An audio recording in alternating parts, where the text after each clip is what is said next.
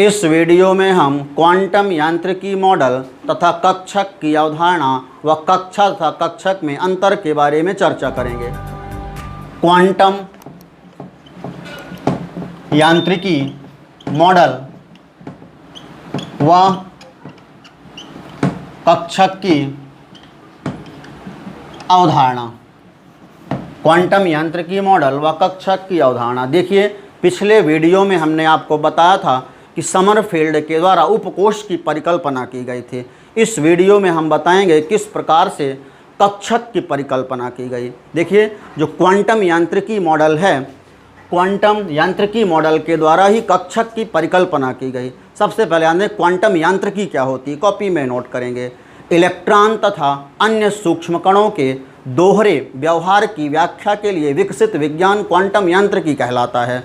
Electron तथा अन्य सूक्ष्म कणों के दोहरे व्यवहार की व्याख्या के लिए विकसित विज्ञान ही क्वांटम यांत्रिकी कहलाता है। इसका जो मूल समीकरण है, इसका मूल समीकरण श्रोडिंगर द्वारा दिया गया, जिसे निम्न प्रकार से लिखा जाता है। इसका मूल समीकरण किसने दिया? श्रोडिंगर ने।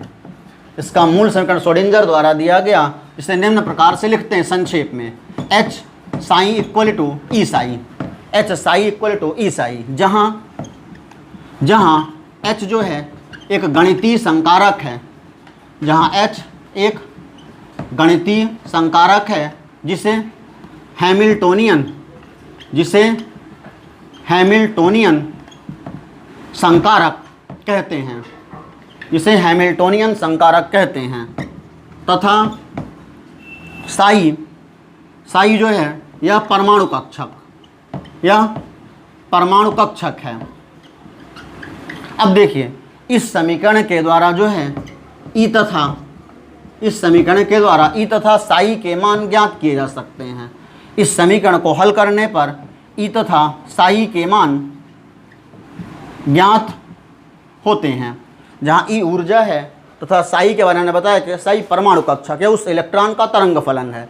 अब देखिए, ये तो श्रोडिंगर इक्वेशन था, H psi equal to E psi, जहाँ H एक गणितीय संकारक है जिसे हैमिल्टोनियन संकारक कहते हैं, और साई जो है ये इलेक्ट्रॉन का तरंग फलन या परमाणु कक्षक है। अब देखिए, इस समीकरण को हल करने पर ई व साई के मान ज्ञात किए जा सकते हैं। इसके बाद हम देखते हैं कि जो हाइजेनबर्ग का अनिश्चितता का सिद्धांत था, हाइजेनबर्ग अनिश्चितता के सिद्धांत के अनुसार एक ही क्षण पर किसी गतिशील सूक्ष्म कण जैसे इलेक्ट्रॉन की सही स्थिति व वेग की व्याख्या करना एक ही समय पर संभव नहीं होता है। अतः इस सिद्धांत से स्पष्ट होता है कि किसी भी परमाणु में इलेक्ट्रॉन के मिलने की प्रायिकता कई बिंदुओं पर होती है। किसी भी परमाणु में इलेक्ट्रॉन के मिलने की जो प्रायिकता है वह कई बिंदुओं पर होती है। इसमें परमाणु में इलेक्ट्रॉन के तरंग फलन, परमाणु में इलेक्ट्रॉन के तरंग फलन साई को परमाणु कक्षक कहते हैं। साई को परमाणु कक्षक कहते हैं। इलेक्ट्रॉन के तरंग फलन साई को ही क्या कहते हैं? परमाणु कक्षक कहते हैं। अब देखिए, इलेक्ट्रॉन के मिलने की जो प्रायिकता है उस बिंदु पर सर्वाधिक होती है, जिसके लिए साई स्क्वायर का मान अधिकतम होता है। इलेक्ट्रॉन के मिलने की जो प्रायिकता है उस बिंदु पर सर्वाधिक होती है, जिसके लिए साई स्क्वायर का मान अधिकतम होता है।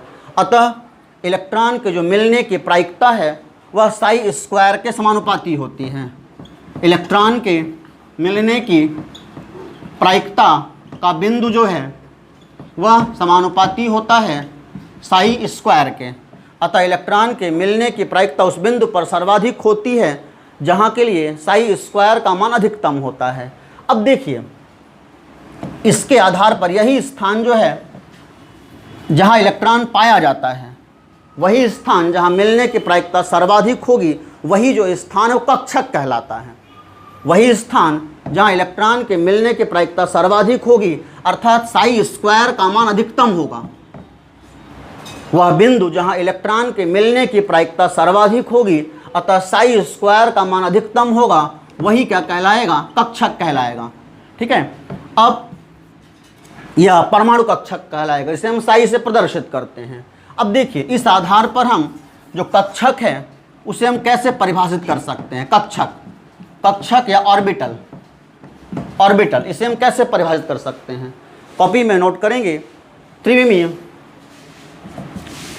क्षेत्र में वह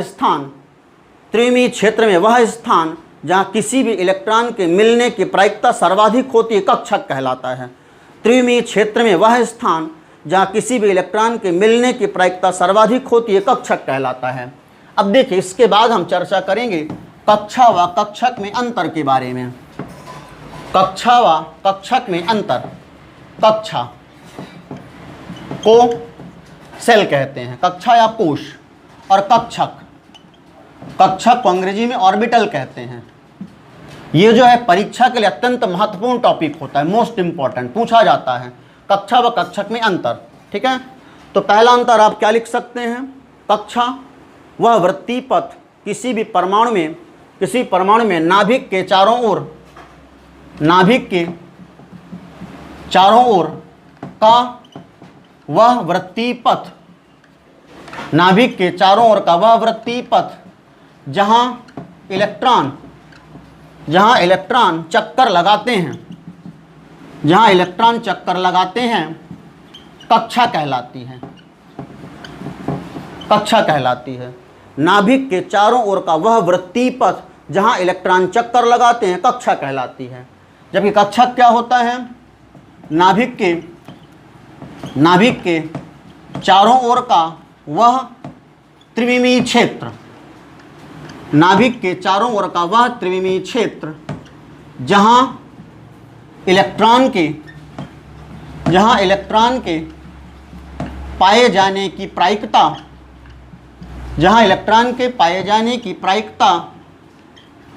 सर्वाधिक होती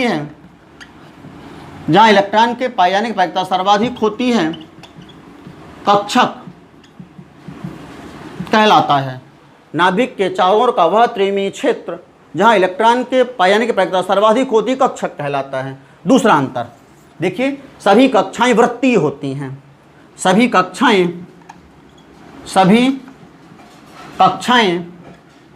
वृत्तीय होती हैं, जबकि विभिन्न कक्षकों की आकृतियां अलग अलग होती हैं। विभिन्न कक्षकों की आकृतियां अलग अलग होती हैं। यदि एस कक्षक है, एस कक्षक की गोलाकार, यदि पी कक्षक है, पी कक्षक की डंबलाकार, डी कक्षक की डबल डंबलाकार, आदि। तीसरा अंतर देखिए, तीसरा अंतर है कि जो कक्षाएं वो अदिशात्मक होती हैं। कक्षाएं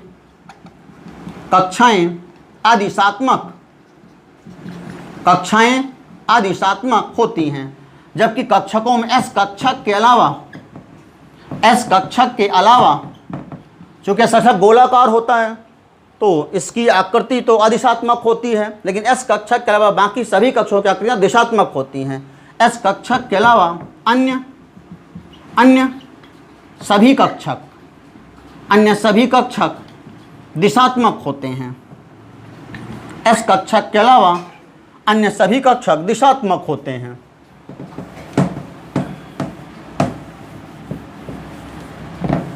इसके बाद चौथे अंतर को देखते हैं। चौथा अंतर देखिए, जो कक्षाएं हैं वह इलेक्ट्रॉन की द्विमीय गति को दर्शाती हैं। कक्षाएं इलेक्ट्रॉन की द्विमीय गति को दर्शाती हैं, जबकि कक्षा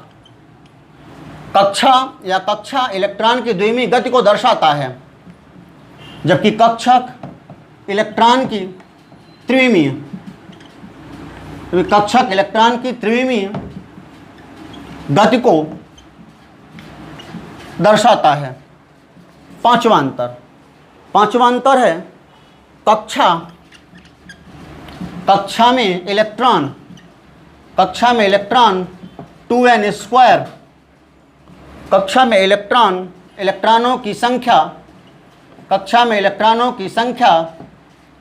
2n स्क्वायर के अनुसार होती है। कक्षा में इलेक्ट्रॉनों की संख्या 2n स्क्वायर के अनुसार होती है, जहां n जो है कोशों की संख्या है। तो कोई भी कक्षा है, कक्षा में इलेक्ट्रॉनों की संख्या जो है 2n स्क्वायर के अनुसार होती है, जबकि किसी कक्षक में इलेक्ट्रॉनों की अधिकतम संख्या 2 होती है, जबकि किसी कक्षक में इलेक्ट्रॉनों की अधिकतम संख्या 2 होती है। इस प्रकार से कक्षा व कक्षक में हमने आपको 5 महत्वपूर्ण अंतर बताए हैं। लास्ट अंतर है, जो कक्षाएं हैं उसमें इलेक्ट्रॉनों की संख्या 2n स्क्वायर के अनुसार होती है, जबकि कक्षक में अधिकतम इलेक्ट्रॉन 2 ही रह सकते हैं, अर्थात किसी कक्षक में इलेक्ट्रॉनों की अधिकतम संख्या 2 होती है। धन्यवाद।